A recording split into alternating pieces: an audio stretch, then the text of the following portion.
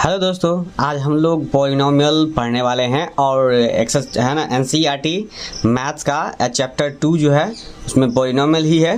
ठीक है, आज हम आप लोग को इस तरह से पॉलिनोमियल के बारे में बता रहे हैं कि जो कि आपको क्लास 9th और 10th में भी आपको दिक्कत नहीं होगी समझने में। ठीक है, तो इसे ध्यान से समझने की कोशिश कीजिएगा और जो भी कोई प्रॉब्लम हो पूछिएगा। चलिए हम लोग स्टार्ट करते हैं। चैप्टर नंबर 2 है ना, एनसीईआरटी का चैप्टर 2 है जिसका नाम क्या है, पॉलिनोमियल चैप्टर 2 का। ठीक है, ध्यान से देखिएगा, समझिएगा और इसके बारे में हम आपको सही से समझा रहे हैं, इसके प्रत्येक पार्ट को समझाने की कोशिश कर रहे हैं। ठीक है, देखिए दोस्तों, इसमें जो है सबसे मेनली जो होता है इसमें क्या क्या चीज़ से पॉलिनोमियल जो बना होता है, क्या होता है, वेरिएबल और कांस्टेंट से मिलकर बना होता है। ठीक है, और उसके बाकी सारे टर्म्स को भी समझाने की कोशिश करते हैं और समझने की कोशिश करते हैं। ध्यान से समझिएगा। देखिए, सबसे पहले आपको क्या मिलेगा, वो कांस्टेंट टर्म। पॉलिनोमियल में क्या होता है, कांस्टेंट टर्म भी होता है। कांस्टेंट टर्म किसे कहेंगे दोस्तों? कांस्टेंट टर्म वो होता है जो कि नंबर के फॉर्म में रहता है, नंबर के फॉर्म में रहता है, जिसका वैल्यू फिक्स होता है, आप उसे घटा या बढ़ा नहीं सकते, उसे कहते हैं। इसको डिफिनेशन में हम लिख सकते हैं, a symbol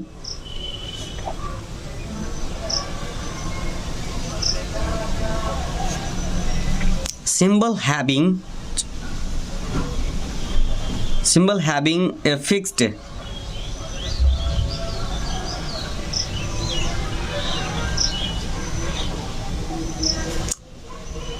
numerical value. Fixed numerical value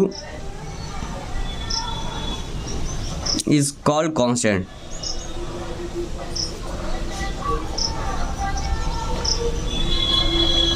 जिस नंबर कोई नंबर होगा उसका है ना न्यूमेरिकल वैल्यू फिक्स होगा, उससे न्यूमेरिकल वैल्यू को फिक्स जो हो न्यूमेरिकल वैल्यू जो है उसी को क्या कहते हैं, कांस्टेंट। जैसे कि एग्जांपल में आपको क्या मिल जाएगा, 9 ले लीजिए, -6 लीजिए, 4/5 लीजिए, है ना, 4/5 लीजिए, या √2 लीजिए और या पाई लीजिए। ये सब क्या है, ATCR कांस्टेंट। ये सब दोस्तों आपको क्या मिलेगा, ये सारा जो है कांस्टेंट है, ये सारा क्या है आपको कांस्टेंट पार्ट ही है। ठीक है, अब बात करते हैं वेरिएबल की। ठीक है दोस्तों, वेरिएबल की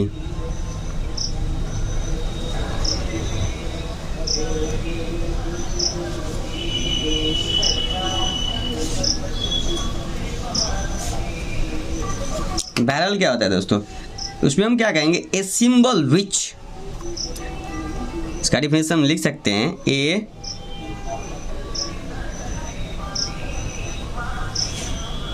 symbol which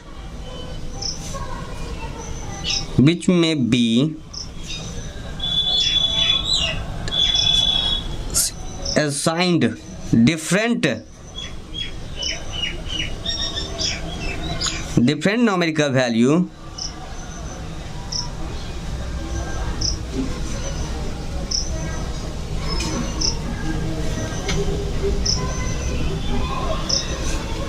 numerical value is known as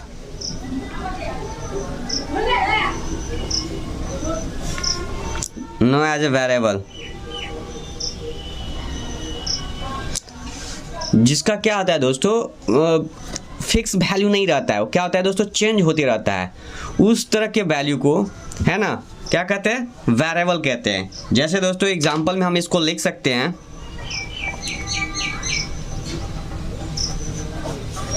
X Y Z S T, ये सब क्या है, ATC क्या है, वेरिएबल है दोस्तों। ये सब क्या है, वेरिएबल है। इसका क्या होता है, आप अगर इसको लेट कर लीजिएगा, मान लीजिएगा, तो देखिएगा कभी भी सॉल्व कीजिएगा कोई क्वेश्चंस को, तो इसका वैल्यू क्या होगा, फिक्स नहीं आएगा, मतलब वो अलग अलग आता है, हर एक इक्वेशंस में अलग आता है, उसी को क्या कहते हैं, वेरिएबल कहते हैं दोस्तों। ठीक है, अब बात करते हैं हम इसके एक्सप्रेशन के बारे में, है ना, अलजेब्रिक एक्सप्रेशन।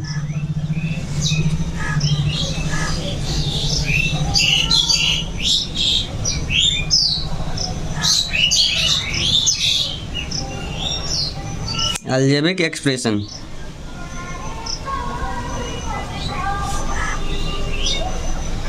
दोस्तों, अलजेब्रिक एक्सप्रेशन क्या होता है, देखिए इसमें क्या होता है दोस्तों कि इसमें वेरिएबल के साथ साथ जो है ना, वेरिएबल और कॉन्स्टेंट के साथ तो साइन जो है चेंजिंग होते रहता है, उसी को हम एक्सप्रेस कर सकते हैं अलजेब्रिकल एक्सप्रेशन को। जैसे कि दोस्तों डिफरेंस में आप इस तरह से लिख सकते हैं, a combination of a constant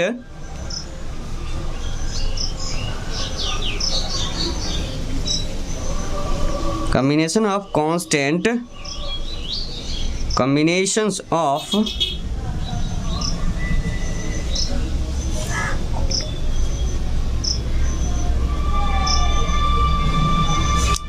constant and variable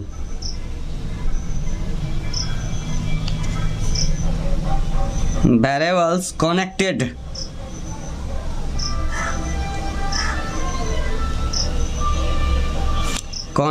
by some या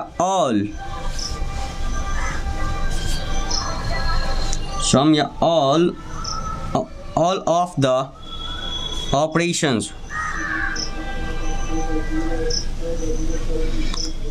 all of the operations, जैसे कि प्लस हो गया, माइनस भी रह सकता है, मल्टीप्लाई भी आपको डिवाइड भी रह सकता है, एंड मल्टीप्लाई भी आपको रह सकता है, ठीक है।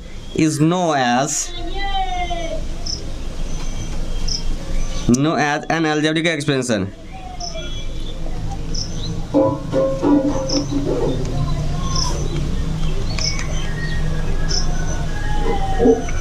अलजेब्रिकल एक्सप्रेशंस के नाम से वो जाना जाता है, ठीक है, उसको अलजेब्रिकल एक्सप्रेशंस कहते हैं, ठीक। अब इसके टर्म के बाद, term of the algebraic expression मतलब इसके कितने टर्म्स होते हैं वो हम जानने की कोशिश करेंगे, ठीक है।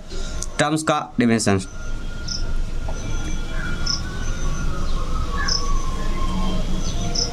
Terms of an algebraic expressions, an अलजेब्रिकल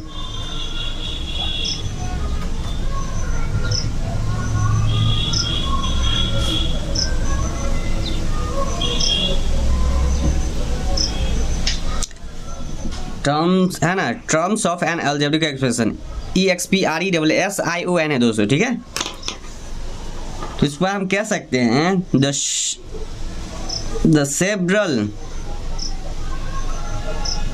several part of an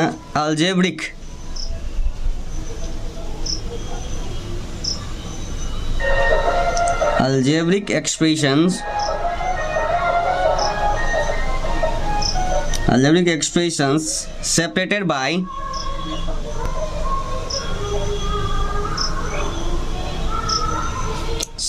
by plus या minus operations,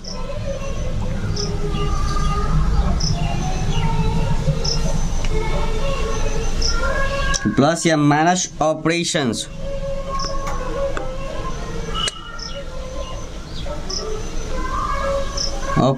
operations are called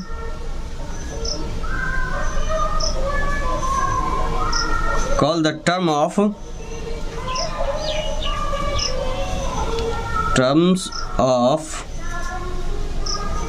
expression, terms of expression कहते हैं, ठीक है दोस्तों। और इसका एग्जाम्पल है आपको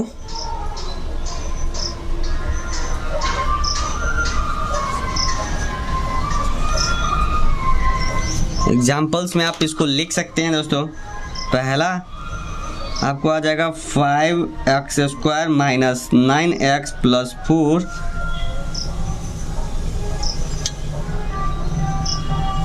it have three terms। देखिए दोस्तों इसमें 3 टर्म है, कैसे है, पहला, दूसरा और ये तीसरा टर्म है, ठीक है। दूसरा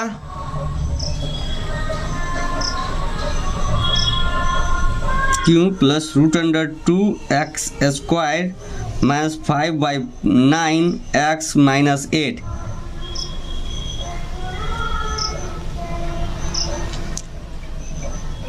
it's have देखिए कितना टर्म है, 1 2 3 4 टर्म्स। ठीक है दोस्तों, इस तरह से उसके टर्म्स को हम लिख सकते हैं।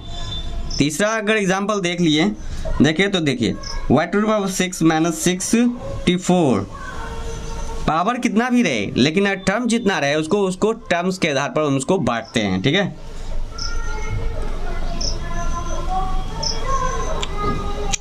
It's have 2 terms. ठीक है दोस्तों, तो इस तरह हम इसको बांट सकते हैं और जो है ना अलजेब्रिक एक्सप्रेशन को हम इस प्रकार एक्सप्रेस कर सकते हैं। ठीक है, तो इसका ये सारा डेफिनेशंस है। ठीक है, और डेफिनेशंस आपको बताने की कोशिश कर रहे हैं। ठीक है, और समझाने की कोशिश कर रहे हैं, ध्यान से समझने की कोशिश कीजिएगा। ठीक है, चलिए देखिए नेक्स्ट वाले।